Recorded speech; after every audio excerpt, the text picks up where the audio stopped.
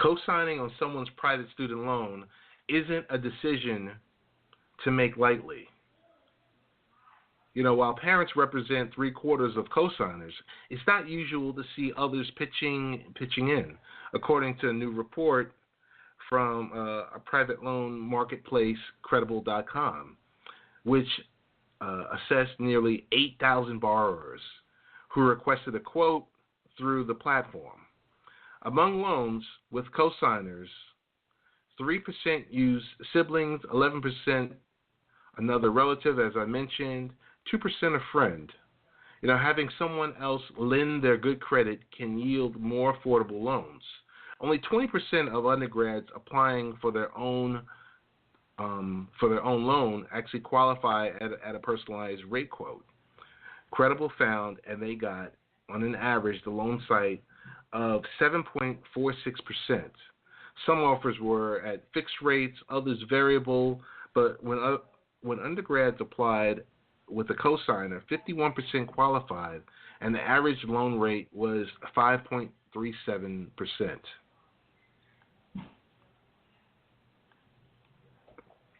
But co-signing is risky. It ties that no one really wants debt. So meaning you could be responsible for the entire amount, the entire outstanding amount. So if the primary borrower can't or won't pay up, that kind of screws you. Nearly 40% of co-signers found themselves on the hook for at least part of the bill, according to a June survey from creditcards.com. And 28% saw a drop in their credit score from the primary borrower's bad credit habits. A lot of people enter into these situations wearing rose-colored glasses.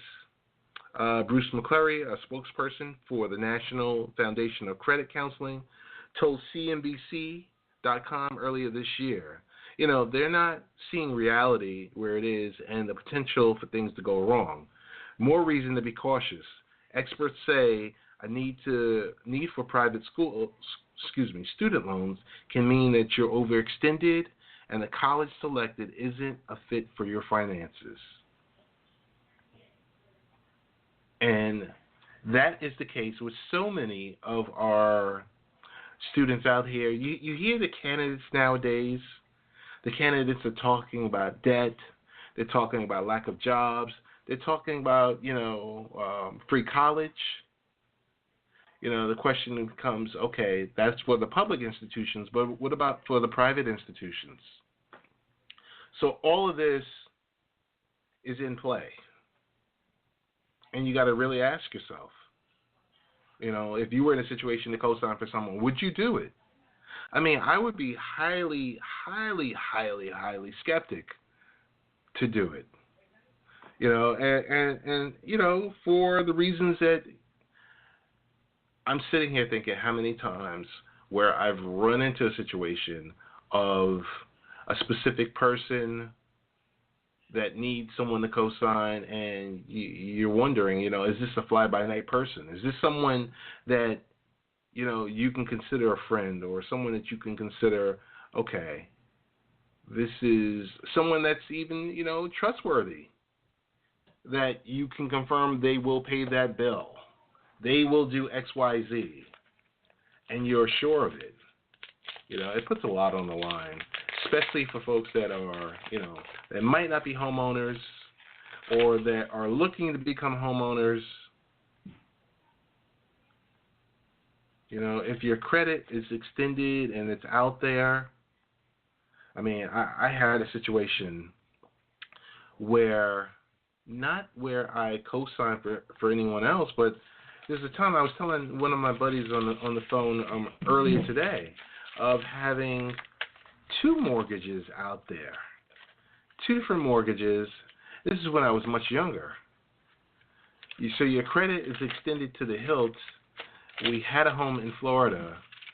We were building a home on Long Island, and I just had, both loans out there. One, I was looking to sell the home in Florida so I could take the funding from the Florida home and posted all towards the New York home that was coming online.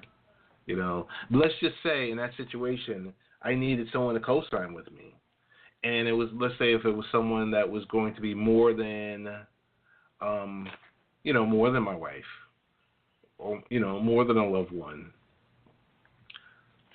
Would that person do it? Would that person not do it?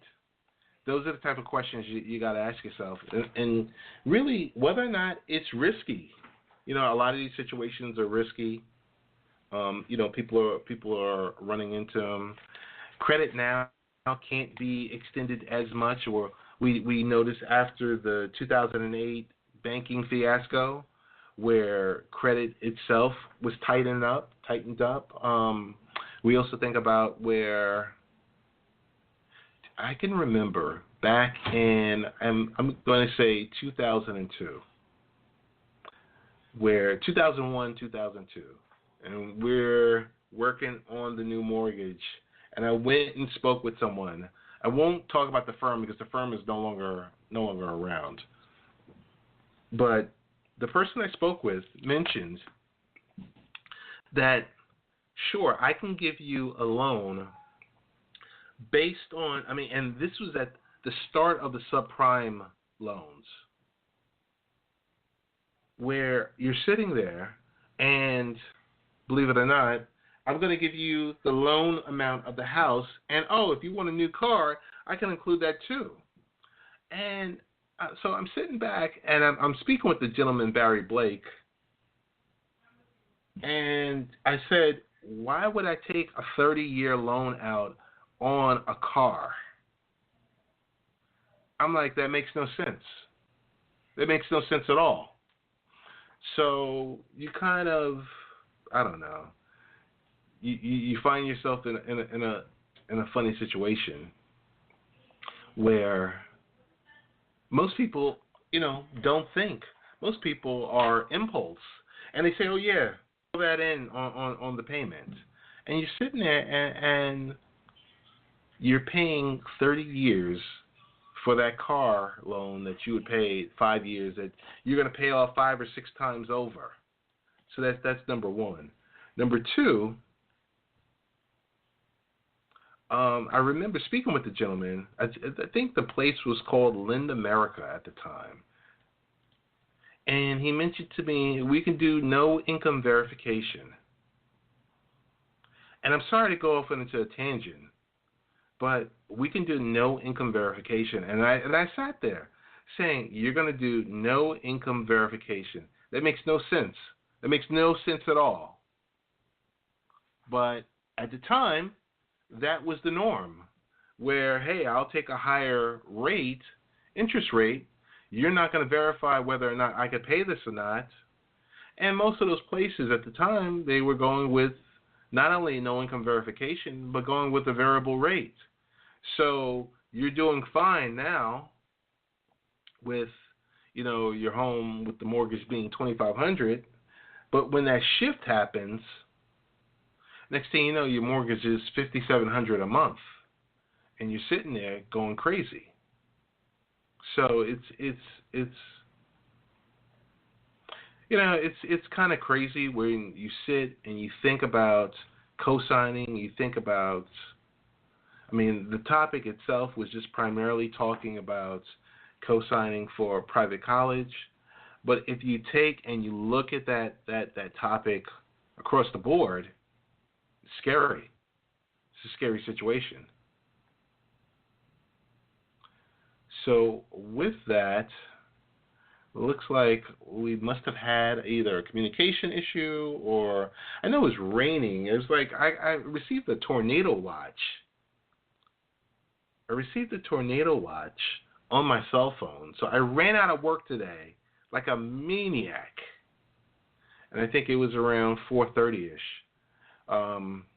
I ran out of work, got the tornado watch. I said, okay, the railroad is going to shut down. That's what I had in the back of my mind.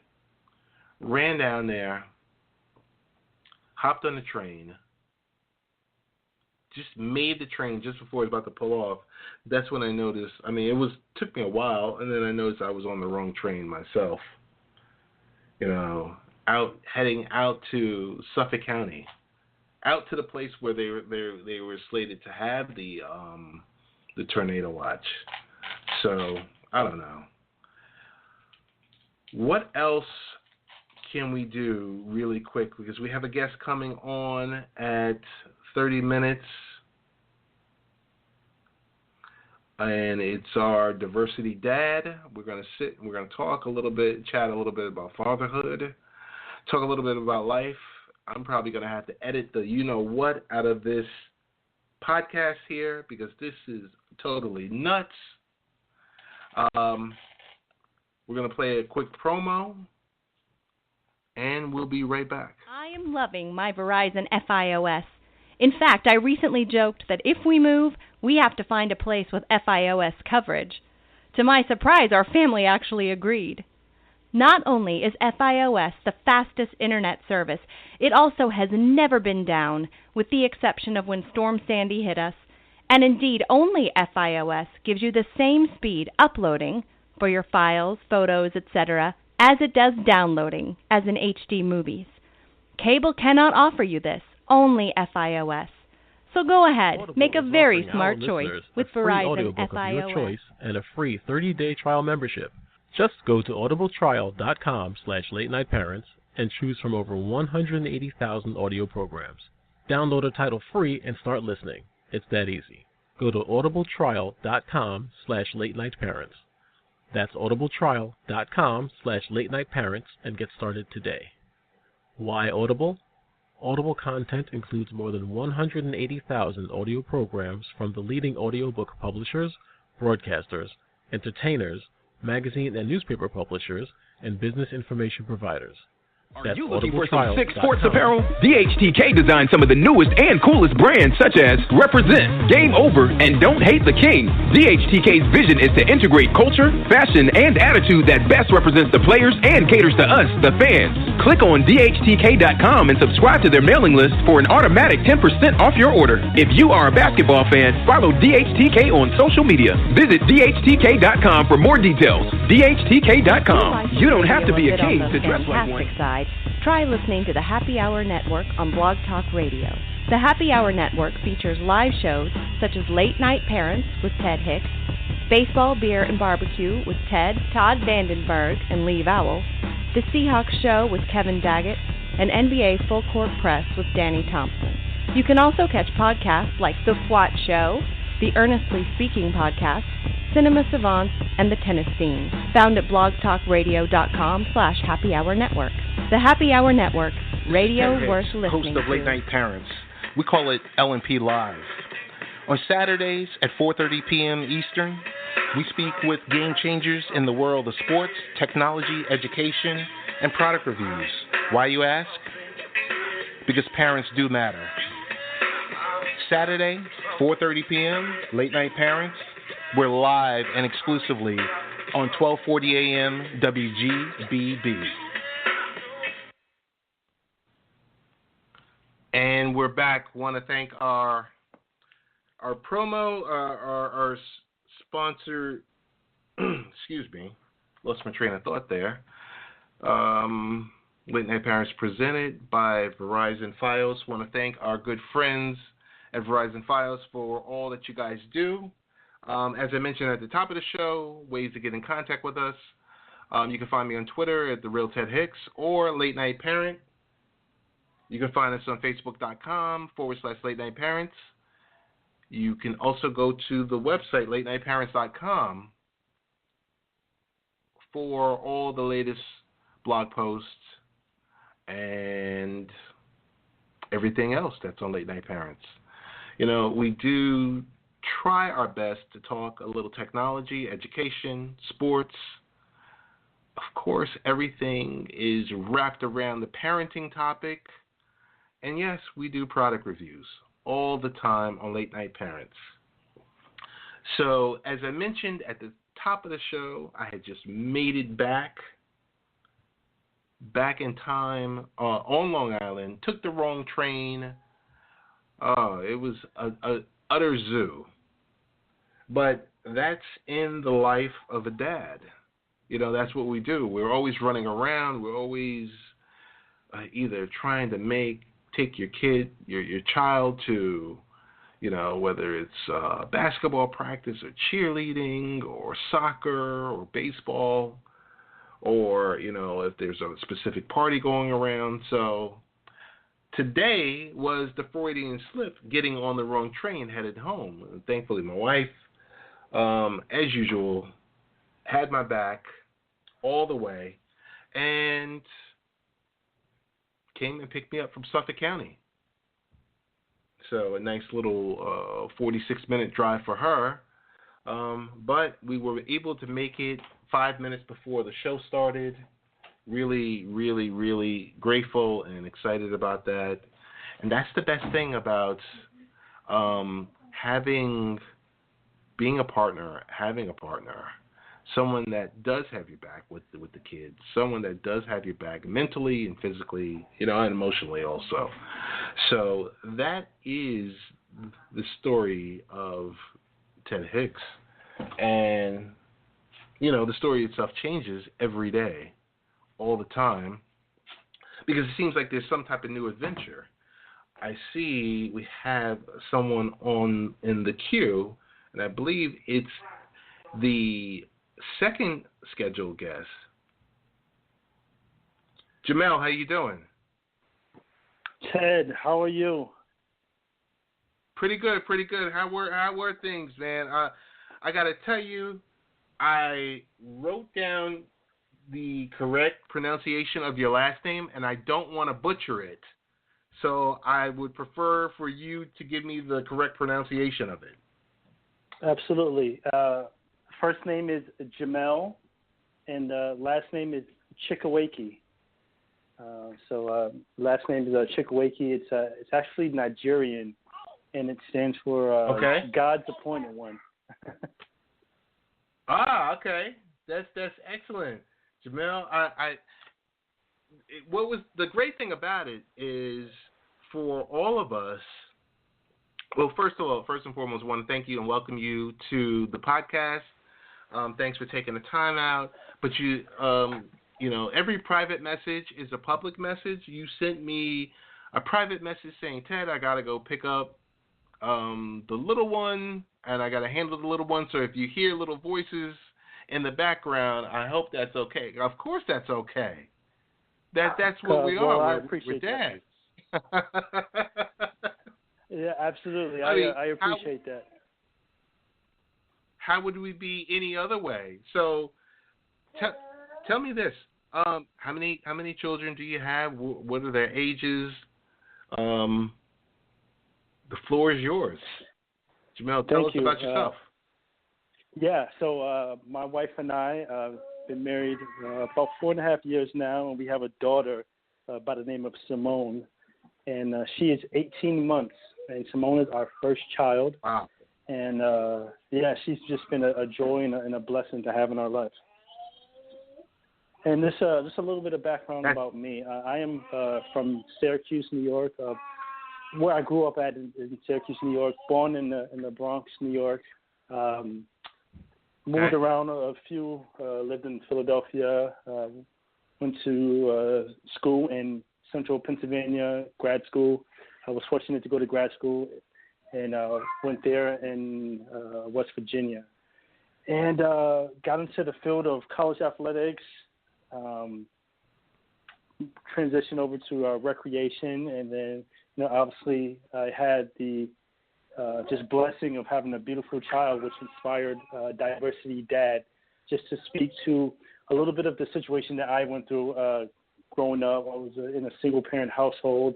My dad was in and out of the relationship, so really had to grow up and be that person for my little sister. So, and we are 10 years apart.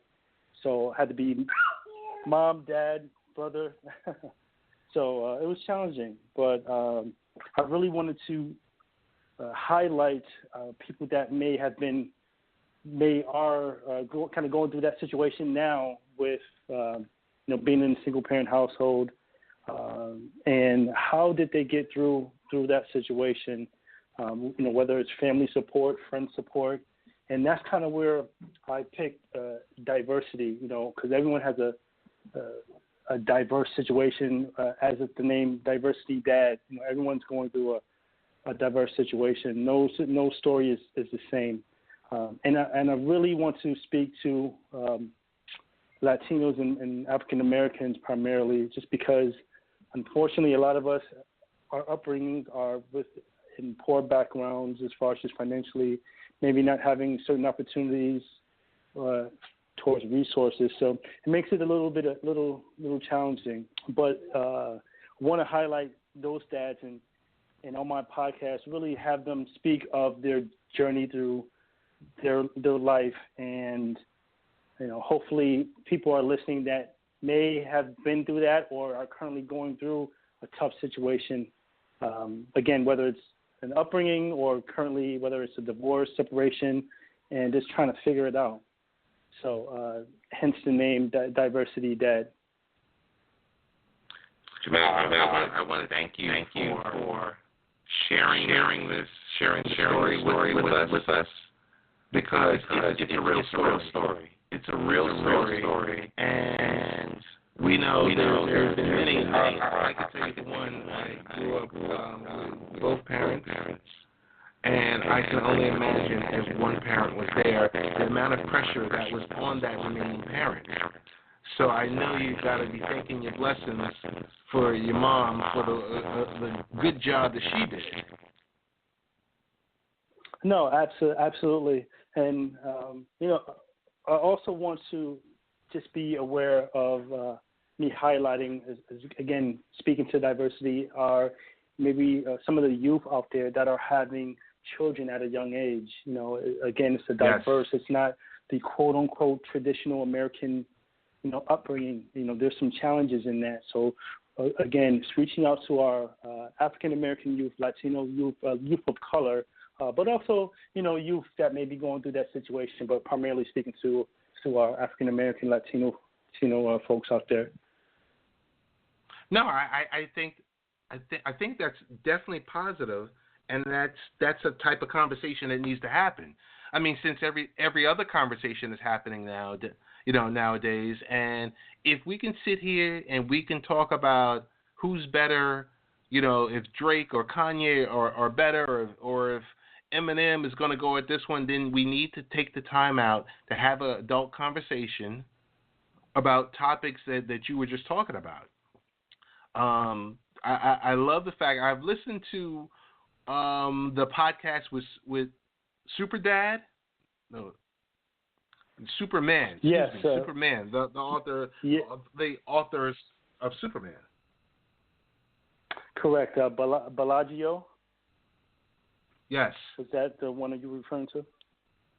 Yes, that was the one I was referring to, and I got to tell you, I just like, number one, what your podcast represents, what your website, and really what you overall represent, because there is that struggle that exists out there, and I think there is a lack of resources out there for people that are, like you said, are dealing with a situation where there's one parent in the household, where there's I won't say that where there's a lack of resources, but where the resources are somewhat constrained.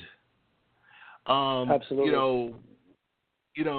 Situations like getting into school or dealing with, like, I think before you came on, I was talking about, when my kids would have to go to their CYO events, and I'm driving here or I'm driving there. It's a big difference. Like, when two parents are doing it, is one thing. It's it's manageable. But when one parent is doing it, that stress, that pressure is on them, because they're going to, as parents that I have spoken with before in the past, and I hope I don't offend any, that they're going to overcompensate. And overcompensating is not a bad thing, but they're going to overcompensate, and they might stress their own selves out trying to make sure that, hey, I don't want my child to ever be without, so I'm going to go the extra distance. But, there's ramifications behind that. So tell me this much: do you do mentoring on the side? Because I've been to the website. I've seen it's full of all types of information. Yes, I am starting to do mentoring on the side. Relatively new at it, but just want to reach out to all the folks that are listening to this to the show. Please, by all means, contact me. Again, I am a new dad, but really it goes to speak to common sense and experience. I may be experienced just as far as just when I'm dealing with the youth, as far as just being a couple steps ahead of them, having went through school or what have you, or just in a different space in my life. So definitely able to reach out to them. But as far as just dads, maybe older dads that have kids of various ages, I'm working with. I'm trying to put a team together that can speak to those resources. So if I don't have an answer, I can direct you to someone that can answer your question or has been through that similar experience. And I also am currently right now going through getting a life coach / parenting coach certification. So I'll have that, okay. Which will provide me, a little bit more, cachet in a sense to speak on certain areas. But again, I'm just trying to lend a support, lend a helping ear, and just wanted to really start with that before anything else as far as just like any certifications or anything like that. So it's just here for support, here for dads that want to reach out to me. So Jama'l, since you are per se not a new dad, but tell us like any given day when you wake up, as the dad of your 18-month-old, what does it consist of? Right. Well, it just consists of just helping out, being of support, right? Which I try to do with Diversity Dad, but also that my first job is to be a supporter to my wife and my child. So it may be helping getting her dressed in the morning, helping fix breakfast, helping do her hair. So I did her hair this morning, just to give you some context to kind of my morning. So my wife was getting busy, kind of getting ready, and she's like, "Why don't you do Simone's hair?" And I'm like, "Okay." So I'm calm and cool and collective on the outside, but sweating inside because I'm nervous. So just trying to wrangle in this little body to sit still and try to, I guess, put some type of design in her hair, a little like pigtails. So I tried to do two, and it didn't work. So I said, okay, let's just focus on one. Just one little pigtail on top, and that was a chore. I felt like I had to take a shower afterwards. So I was sweating and nervous and getting cramps in my hands because this little child, won't sit down. So when my wife was done getting ready, she said, "Well, let me see it. I'll show you how to do it." And gosh, she did her hair, and it took her like 2 minutes. But it's a learning experience, right? Me being a new dad, but also any dad out there going through a certain situation and not sure how to navigate it. Whether it's a divorce and not knowing how to navigate the legal systems. Again, I am putting together a team that can help with those situations. I haven't been through it per se myself, but I can definitely get you in touch with the right people that have been through those situations and can speak to how to navigate maybe the adoption process or divorce process without getting, without speaking on too serious of legal terms. But, again, it's all about support and support from home, from your wife helping you out to support, what we're trying to do with Diversity Dad. No, that's understood. So on your website, it says free coaching session. So what does that entail? So let's say if I click on your website and I go to it and I click on the radio button for free coaching session, what would one person expect? Yeah, it's just a 30-minute coaching session just to talk about, anything that you may be going through with your child, or maybe personally yourself as a dad, as a new dad, experienced dad, maybe a person in a quote-unquote dad-like role. It's just really talking through the situation and seeing if we can come to a common ground of if we can help you, come to a solution with your issue or concern, or, out of that 30 minutes is really just focusing on and providing as much value as I can to the client. And it's up to them if they would like another session. The second session is wouldn't be free, but would be a minimal cost, just to kind of dig deeper and deepen the understanding of me to this client, and then obviously finding out resources, whether it's from me or from another person to help this client out. How often do you do podcasts? So I try to do the podcast a couple Thursdays a month. So maybe two to three Thursdays a month. I haven't been. We have an episode coming up here soon, and we just try to get all different sorts of guests, whether it's everyday dads or whether it's entrepreneurs or authors, athletes, just kind of various ranges of voices that needs to be heard out in the fatherhood society. What has been your most interesting conversation to date? I think my first guest was just one of my best friends, and you ask questions as far as just me knowing everything about him. I would ask him questions on the anticipation of my daughter, as far as like what should I look out for, and how to burp her and how to do certain things. But he really did a great job as far as just the details of how he feels as far as just being a father, and how to support his wife, because I wasn't sure on how to do that. Like, I thought I had a good idea, and I didn't know that my wife and our relationship would change so dramatically with having our daughter. I thought it was just right. another body, another mouth. Like, we're excited, but things should be the same, and that wasn't the case. So really, it was almost like therapy for me, and that's what I call my podcast. It's almost like a therapy. Granted, I'm asking the questions of these dads, but it's also helping me a lot. Like, that's a great point, or maybe I should look up that as well and find more information on that. So I think just my first guest, Cedric Hamid, episode 1, was an amazing episode.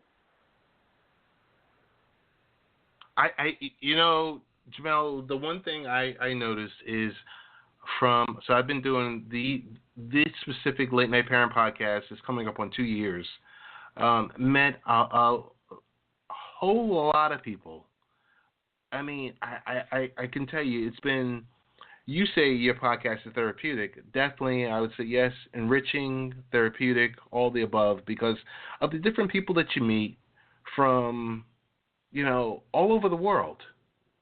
So it could be, being local in the studio talking with someone, whether it's a community activist or educator or entrepreneur, to the point one night I was talking with someone from Bahrain, and we were talking about his Muslim faith, and it just runs the full gamut. So I understand what you mean when in regards to talking about your podcast and the different people you've met. What you mentioned also earlier about that relationship changing. Yeah, definitely, without a doubt. I'm looking at your site and it has a recommended book. Dad, I really here's what I really need from you. Is a recommended book. I mean, who wrote that and why is it near and dear to you? Yeah, this is a special book. So Dr. Michelle Watson, who created the ALBA project. So it's the ALBA project caters to dads with daughters and just really gets deep within kind of the psyche of a dad and maybe if he's struggling with his daughter as far as just knowing his daughter's heart. And when I'm finding out, and I don't have a son obviously, but raising a daughter or a woman, young lady, is different than raising a boy, young man. So it just really just speaks to Michelle, Dr. Michelle Watson and her project as far as just taking that one specific niche, right, a dad and a daughter, and really just setting the layers and really, being intentional as far as just knowing, why the daughter won't speak to the dad, or why is the dad kind of nervous to approach the daughter on certain things, and it just that book just really just resonated with me, and there'll be other books on there that I put as far as just Dr. Jennifer Jordan. That would be the next recommended book, Dadly Wisdom, which is we'll put on there here in the month or so to come. So it's really just enriching your knowledge, because the one thing that I'm learning and that I'm usually prideful about is just knowing stuff, right? I'm just prideful. It's like, yeah, I know that. I know a little bit about this, but as far as just raising a child, I had no idea. And I'm just so grateful to be introduced to people like you or people like Dr. Watson that can enrich not only me but the entire world on what it means to be a good parent.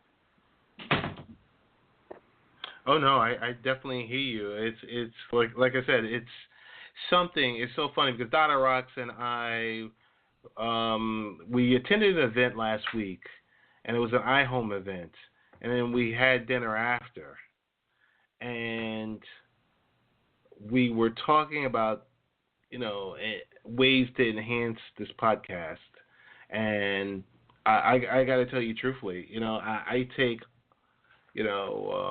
I listen to people's opinions, and I said to myself, I've got to take more time out to get more of the dads on here. We sit and we talk with everyone. I mean, like I said, near and far, but I want to take more time out and focus on the dads and, the dad bloggers that are out there, because it's our story that's really not being told. You compare right. in any given occasion, you look at, Blog Her, compared to any of our conferences, and it's day and night.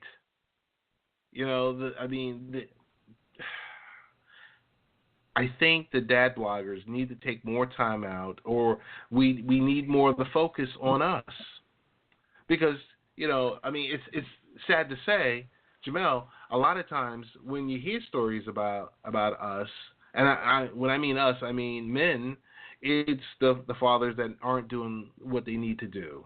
It's the deadbeat dad. Right. It's the, he's not worth X, Y, or Z. So you hear about these crazy stories, but then every once in a while you hear a good story. You hear a story like yourself. You hear about the men who are making a difference in, their children's life, and, where some men, they want a pat on the back, but this is stuff that we're supposed to do. We should be doing this. And, but like I said, that story doesn't get out. We don't hear it. We always hear the negative side of it. Right. And why do you think that? Do you think just because of race involved, with African Americans always being, or seems to be a topic in the news as far as what's wrong with parenting? It's the African American man, Latino man. Here we go again. Just something's going wrong with them, and it's, in my opinion, we're given a bad rap. I just wanted to hear your thoughts on that. Well, so here's the deal. And I've said this before. America has a race problem. Period. America has a race problem, and I've chat with friends all over through group messaging applications and everything else like that. There, you have to look at the leadership. You have to look at the overall divide. And the divide I'm talking about, Jama'l, is in not only in jobs, because unemployment is double with African Americans. So, like, when we hear the jobs report at the start of a month about the previous month, and we hear, it's 4.9%, that rate or that number is double or tripled when you consider and you factor in Black and Latino. So there's a divide in health, education, wealth, and overall achievement gap. There's so many different issues, but you got to think about it. The other piece on this is the divorce ratio, which is so high. So you have Black people, African Americans, that don't get married versus Caucasians or white Americans that can't stay married. Right. So there's a couple of things that are always happening that that shift always happens. So the single family household is something else. The fact that you look at overall population in jails, 44% of the population in jails are blacks, even though we make up a 13% general population. Right. I mean, there's a lot to factor in that we're listening nowadays. I mean, every day there's a soundbite between our two main presidential candidates, but you sit here and say, what is going to help us? I mean, because we're dealing with, number one, with African American fathers. You're dealing with poverty. You're dealing with racism. You're dealing with militarism. You look at any local neighborhood, and what are the two things that we're hearing nowadays? We're hearing community policing, and that the community isn't talking to the police, and vice versa. It's really more policing on the community. So there's factors here. There's a lot to go into, but the fact of the matter is, it's when you look out in the media is quick to show you that broken home, or they're quick to show you the individual who there might have been a situation. Well, let's look at his upbringing. Let's look and see if this person has been arrested. I mean, Jama'l, 1 out of 3 African American males have been arrested. Yeah, sad. It's sad, and it's really serious. It's a really serious situation. So when you find out about the ones that are doing the right thing, that are really making things happen, it's you celebrate them. You celebrate them, and you say those are the ones that should be put on a pedestal. And I mean, I can go on for hours and hours.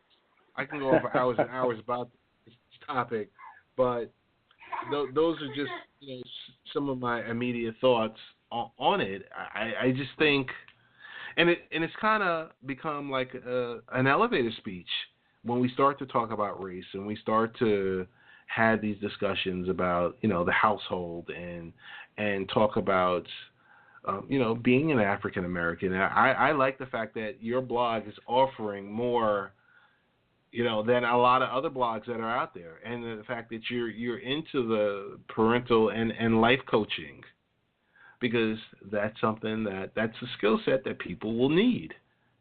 Hey, that there is a lack of resources that are out there, and the fact that you've identified it, and you're actually making a difference out there. Right. No, and I appreciate that. And as I said, I'm at the beginning stages of what we're trying to put together, and we have some really good stuff coming down the pike. But it's going to take a community, right? It's not going to take just my interest, just because I think fatherhood is needed. It's going to take your voice. It's going to take Dr. Michelle Watson's voice, and other fatherhood podcasts, other mom podcasts, to put everything in perspective as far as just being a good parent, and in the context of what we're talking about, being a great father. It's so true. I just say, overall, being a parent is one thing, and we can all sit here and talk about it on our our weekly podcasts or bi-weekly podcasts. But when you factor in being an African American parent, there's a different layer, because some of the stuff that we're talking about, other folks aren't going to be talking about it, because it doesn't affect them. It doesn't impact them. And that's where I kind of see it. It's rough. Tomorrow I'm having a conversation with 3 ministers. And we're going to talk about black on black crime. Well, how do we address it? What are we doing? Because there's some gentlemen that are going to be in New York, Long Island this weekend at one of the local parks out here, Campbell Park, and I said to them on our Saturday radio show, I said, before we can sit here and try to correct this and try to identify some of the issues that are happening, where are the jobs? Are you coming with a solution for jobs? Because that's a piece of it. Some of these people, or X amount of these people, are making these bad decisions and choices because they can't provide for their specific for their family, the necessities that are needed. And you got to address the jobs portion of it. Of course, you got to address the education portion of it. But if they can't provide, you look at any situation, any type of National Geographic TV show that you've watched, and then, when a specific animal that's in the wild, whether they're in the, they're out there in the wild, they're going to, you take a tiger or you take a lion or whatever, they're going to claw away and they're going to do whatever they need to do to provide for their young. Now, I'm just factoring in, that Latinos and African Americans, you have this high crime rate. You have this black on black crime issue. How do you combat it? You combat it through education. You combat it through related services. You combat it through jobs. Because if I have a job, Jama'l, I have a feeling that I'm not going to be out there doing something foolish like, selling drugs or doing something stupid like that if you're naturally able to provide for your family. It's just a thought, but those are some folks that I'm going to have just an open discussion with them tomorrow night. We're going to talk, set the timer for an hour. I don't know if it'll go a half an hour or if it'll go longer, but just to see just to have the discussion, to see what's going on out there. That's some of the stuff I'm talking about. But I'm telling you, we need to do more forums like this and get the African American dads together and talk, and get all the dads together to just talk and discuss some of the stuff that they're going through. I mean, we go through it on Facebook. We talk through it on Facebook, but sometimes we need, a different forum. Need to use a different forum. So I don't know your thoughts on that. Yeah, no, I what do think you think it starts with. Well, I think it starts with the African American dads not worrying about impressing others, because I think that's a problem in our black society, that we want to impress others that we don't like, we don't know, and I think that stems and that creeps into fatherhood as well, as far as just like paying attention to other things. Maybe it's who knows, and I don't have a great example, but not putting the focus on your children as it should be, not. And I think it starts there, and having that conversation, with these black dads, as far as just why are you doing this? Why? Where's the focus? The focus should be on the family. But who are we to say to tell them how to parent, right? Because that's a touchy subject for anyone. No, it is. Parent, regardless of race, wants to hear you or anyone telling them how to raise their kids. So it's just really just having them first be honest with themselves and seeing if they want to get better, right? And I think that's what the forum should be about, as far as just, if you want to get better, then come here. If you want to be a great dad, and if you want to, make a difference in your household, along with the community, come to this forum. And again, I'm not sure how to do that, but just kind of speaking in terms of what us African American dads should be doing and should be focusing on, not focusing on the external, but really the internal, and it starts with the home, starts in the household. Jama'l, I think you're dead on, and I think it starts with conversations like this, and they just multiply, and it's going to start from, maybe every month you come on for a segment. Every month I come on for a segment of your show, and then it just spiderwebs from there, because there's a common cause. There's a common goal also amongst all of us, that what we're talking about is how do we make things better? How do we address these problems that are happening? How do we keep those issues outside of our household? Because we've all seen those type of issues where you're like, oh well, I don't want to deal with an issue like that. How to have those open, honest conversations with your kids about drugs and why it's bad for them. It's a serious situation out there, and like I said, you have a daughter who's 18 months old. It's like you've already started that new journey, and every day is going to be something new. So I think it's really productive and it's positive to have these type of conversations, because maybe there's something that people might want to hear or might not want to hear, but just as you said before, no one wants to hear you telling them how to parent. That's one way for you to turn everyone off, to say, oh well, you shouldn't be doing that, you should be doing this. The best we can do is give suggestions. Right. No, absolutely. So suggestions and honest feedback, as far as just, if this is in the situation that you're in, you don't have to stay in it. You can always change it, and it's hard for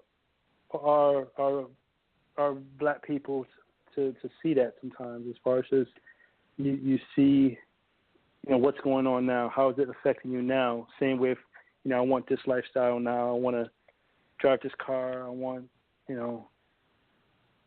now, and just to kind of switch that mindset. And that's a bigger discussion of how to attack some of these issues that we're going through, regardless of, unmarital, commitment as far as just having kids outside the marriage, down to violence, It's true. That's really true.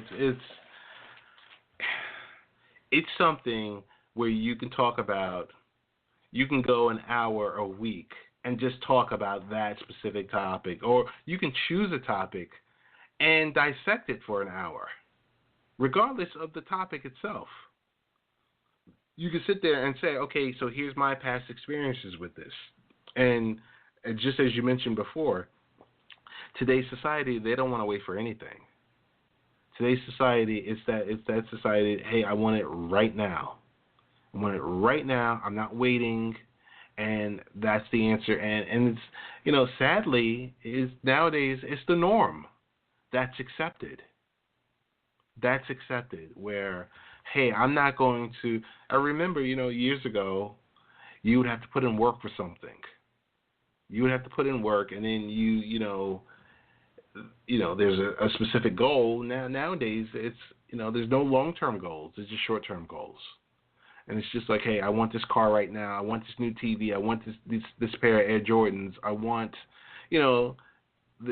nowadays you have people that are just so short-sighted where, there's no food in the refrigerator, but, the kid has every type of, designer type outfit. And that's what right. some of the youth are dealing with. Right. And I guess there's no governing body. Oh, no, go ahead. Absolutely. No, I was just going to say before, you can take situations like that as far as just having the latest and greatest and not being able to pay your bills. And some of that kind of seeps into parenting as well, into fatherhood, with the African-American dad. And, it's not going to be changed overnight, but just having the dialogue to acknowledge it as a problem, and maybe not tackling both at the same time, but being aware of it and taking the steps to address it yourself, and then I think that'll trickle down to your children as far as just, hey, maybe we should wait on those sneakers. Let's go out and hang out together, or let's put our money towards just going on a vacation, just you and I. I think it will start to change that mindset if first that father strips down the layers of wanting it now and being in the mix, so to say, of today's society, and it's really just having that self-awareness of wanting to change. No, it's definitely true. It's definitely true. Well, I got to tell you this much. I want to thank you for jumping on. I know you were dealing with your little one and everything else like that. This is the first time we're talking. It definitely won't be the last. You're always welcome to use this platform however you need it. And I will be pestering you about jumping on your podcast to just have an open discussion and keep the dialogue going. Tell us this. Tell us best ways to get in contact with you or to find you on social media. Yeah, the best way to get in contact with me is a couple ways. You can follow me on Facebook at Diversity Dad, or go to my website, diversitydad.com. I also have a Instagram page at Diversity Dad, and through my website, I have a free course. It's a short mini course, just speaks to how to find time, how to find more time to spend with your family. It's a short 5-minute video, but it kind of goes through Stephen Covey's matrix on certain areas of where you can cut out to find more time, and it has a twist of taking that matrix and putting it towards parenting. So I hope a lot of you go to my website and get that information to get that free video. Gotcha. Well, I definitely want to give you a round of applause.